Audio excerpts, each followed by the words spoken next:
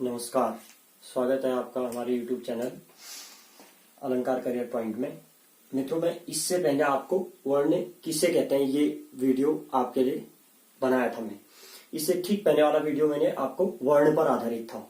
पहले एक बात आप ये याद कर लेना कि आपको याद कुछ नहीं करना है। हिंदी में अगर आप याद करने के लिए कुछ बैठ गए हैं तो आप सोच लीजिए आप हिंदी में कभी बहुत अच्छा नहीं कर पाएंगे। आपको सब कुछ हिंदी में समझना पड़ता है, याद कुछ नहीं करना पड़ता हिंदी व्याकरण में। तो मैं कह रहा हूं कि वर्ण विन्यास, हमने इससे पहले वाले वीडियो में वर्ण पढ़ा था, तो मैं इस वाले वीडियो में आपको वर्ण विन्यास, एक नंबर यहां से आता है, एक नंबर इसमें आता है वर्ण विन्यास से। कभी ध्वनि विन्यास या कभी वर्ण विन्यास से क्वेश्चन आ जाता है, चाहे वो ग्रुप सी की परीक्षाओं में, चाहे वो टीटी की परीक्षाओं में हो, चाहे फिर अन्य अन्य परीक्षाओं में हो। बहुत सारी परीक्षाओं में वर्ण विन्यास से क्वेश्चन अक्सर आता है। तो वर्ण विन्यास क्या है? पहले वर्ण हम पहले वाले वीडियो में पढ़ चुके थे। वर्ण किसे कहते हैं? भाषा की सबसे छोटी इकाई, वो छोटी इकाई जिसके टुकड़े और अधिक नहीं हो सकते। अगर आप पहला वीडियो नहीं देखे हैं तो इसको देखने में थोड़ा परेशानी होगी, आप पहला वीडियो भी देख सकते हैं। वर्ण किसे कहते हैं? वर्ण विन्यास, विन्यास करते हैं। वर्ण विन्यास किसे कहते हैं? वर्ण विन्यास, देखिए इस शब्द में कितने वर्ण हैं, हम उनको अलग अलग लिखेंगे, वही वर्ण विन्यास है। शब्द में स्थित वर्णों को अलग अलग लिखना ही वर्ण विन्यास है। देखिए इस शब्द में जो वर्ण है मैं उनको अलग अलग लिखूंगा। वर्ण विन्यास किसे कहते हैं? शब्द में स्थित वर्णों को अलग अलग लिखना, अलग अलग करना ही वर्ण विन्यास। इसमें कितने वर्ण हैं देखिए, इसमें देखिए कि ये क है, आपको क मैं आपको बता चुका हूं, क जो है हमेशा यहां पर आधा लिखोगे। आधा लिखने के लिए हलंत लगाओगे, वैसे आधा नहीं लिखोगे अभी विन्यास में। यद्यपि आप आधा को ऐसे लिख देते हैं, आधा को लिख दिया आपने, ऐसे लिखने के बजाय आप आधा को ऐसे लिखेंगे तो भी सही है। यह आधा को है, आधा को है, इसका मतलब ये आधा मतलब इसमें कोई स्वर नहीं आया है। क्यों? कि ये व्यंजन है, इतना तो आपको सबको पता ही होगा। क से लेकर आगे को व्यंजन होते हैं। ओ, आ, ई, उ, री, ए, ऐ, ओ, औ तक, ओ से औ तक क्या होते हैं? स्वर होते हैं। ओ से औ तक, ओ से औ तक स्वर होते हैं। अंग, अह, अयोगवा होते हैं। क से लेकर जौ स्र तक आप जो पढ़ते हो, लास्ट स्र तक आप पढ़ते हो आगे को, या जौ तक आप पढ़ते हो,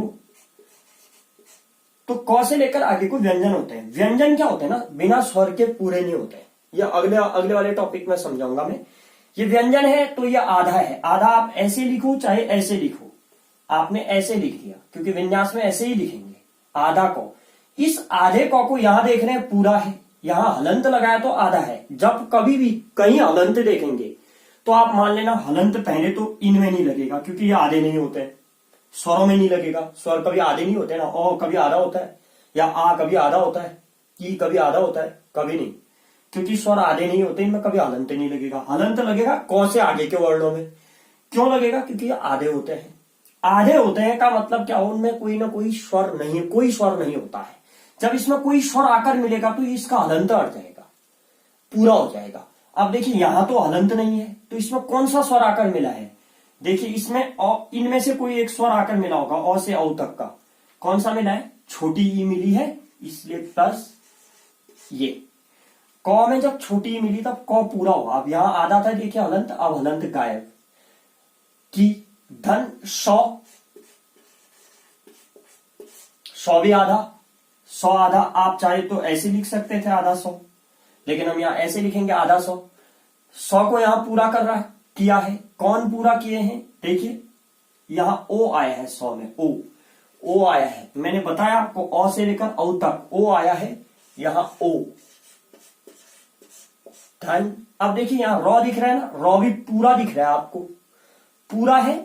तो पहले आप आधा रॉ लिखेंगे, ये हलंत कर दिया। इसको पूरा किसने किया है? अब देखिए क को तो छोटी ई ने पूरा किया था, क प्लस छोटी ई। 100 को ओ ने पूरा किया था। अब रॉ को किसने पूरा किया है? इसमें तो छोटी ई की मात्रा दिख रही है, इसमें ओ की मात्रा, इसमें कोई मात्रा दिख रही है आपको? नहीं, ओ की मात्रा है। ओ की कोई मात्रा नहीं होती ना, ओ की कोई मात्रा नहीं होती, इसलिए ओ। मतलब कैसे समझ गए? इसमें हलंत नहीं है तो ओ है, जिसमें हलंत नहीं है उसमें ओ मिला है। जैसे आप देखिए 100 में भी हलंत नहीं है तो इसमें ओ मिला है।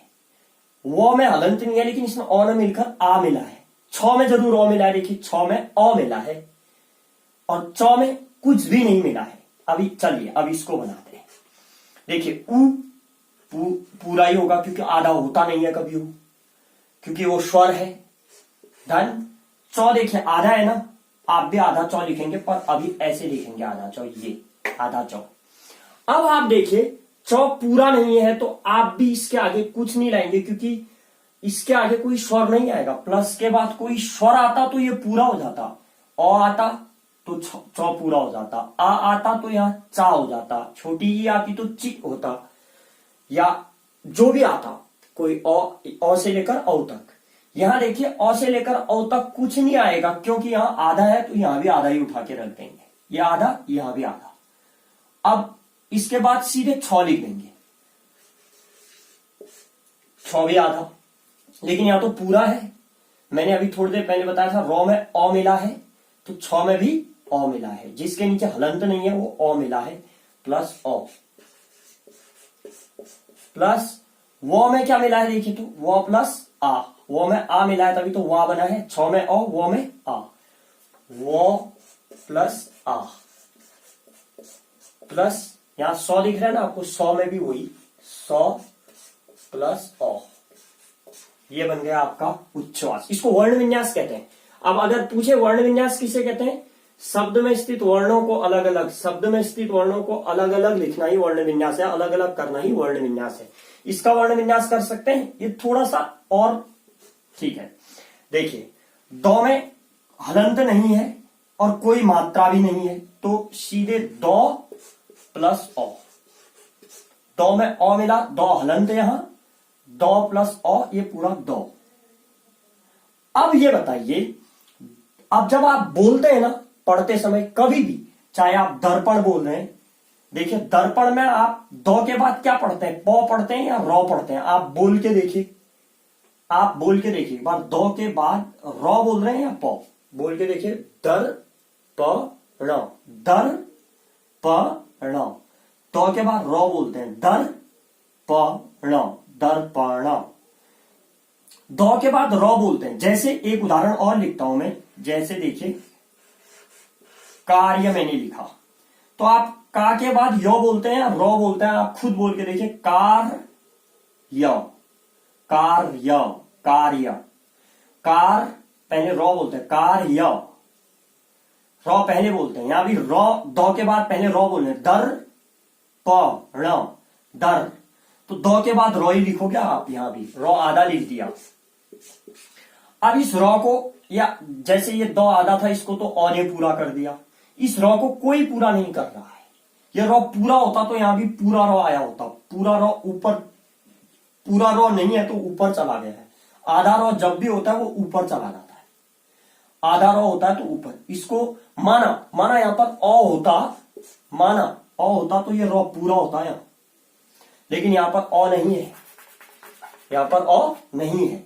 दो में अ, उसके बाद रॉ आधा, जब कभी भी ऊपर गया हुआ रॉ देखोगे तो ये तय करता है वो आधा है, और वो आधा है, उसके बाद पौ, जिसके ऊपर गया उससे पहले है, पौ के ऊपर गया तो पौ से पहले, अब पौ आएगा, पौ, पौ में ओ, देखिए पौ पूरा है ना, पौ तो पूरा है, रॉ आधा था, रॉ आधा था, पौ पूरा है तो उसको अ ने पूरा किया है।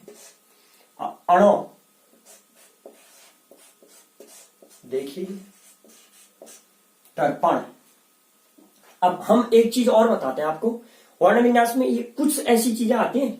अब देखिए रॉ है ना, रॉ पौ के ऊपर चला जाएगा, पौ से पहले रॉ, और रॉ पौ के ऊपर, जब तक ऐसी को रेफ कहते हैं। इस रॉ को याद रखना, रेफ किसे कहते हैं, जब रॉ ऊपर चला जाता है तो रेफ कहलाता है, रेफ। देखिए रेफ, इसको रेफ कहते हैं। चलिए रेफ पर चर्चा करूंगा मैं, रॉ वर्ण का प्रयोग समझाऊंगा। पर देखिए दो में अ, फिर आधा रॉ, आधा रॉ यहां ऊपर चला गया, जिसके ऊपर गया वो बाद में आएगा, पहले रॉ बाद में पौ, जिसके ऊपर गया वो बाद में आएगा, पौ के ऊपर गया तो पौ बाद में आएगा रॉ के। पौ में अ है तब पौ पूरा है, अणो में अ है वो भी।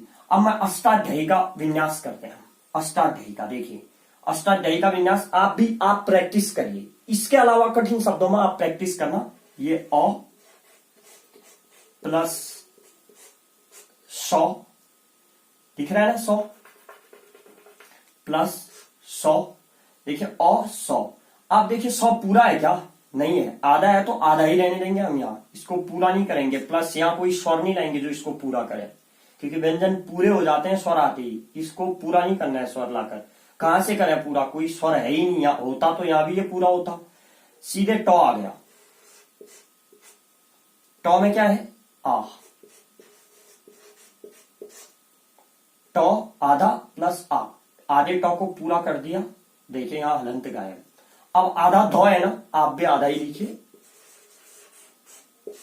आधा लिख दिया आपने, लिखिए आधा धौ, ऐसे भी लिख सकते हैं आधा धौ।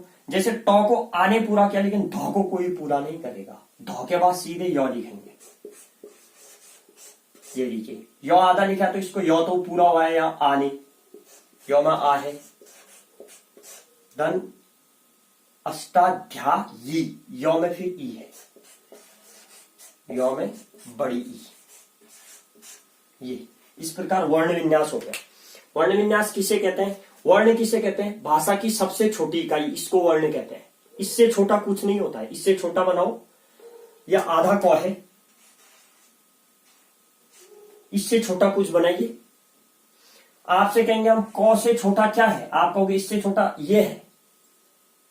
आपसे कहेंगे क से छोटा क्या, आप कहोगे इससे छोटा ये है। मैं कहूं इससे छोटा क्या है, तो आप देखिए इससे छोटा कुछ नहीं होता। ऐसे लिखो चाहे ऐसे लिखो, ये सबसे छोटी इकाई है, इसी को वर्ण कहते हैं। इसके भी टुकड़े नहीं हो सकते, इसके भी नहीं। इसका टुकड़ा बनाओ, इसका तो टुकड़ा बना दिया आपने।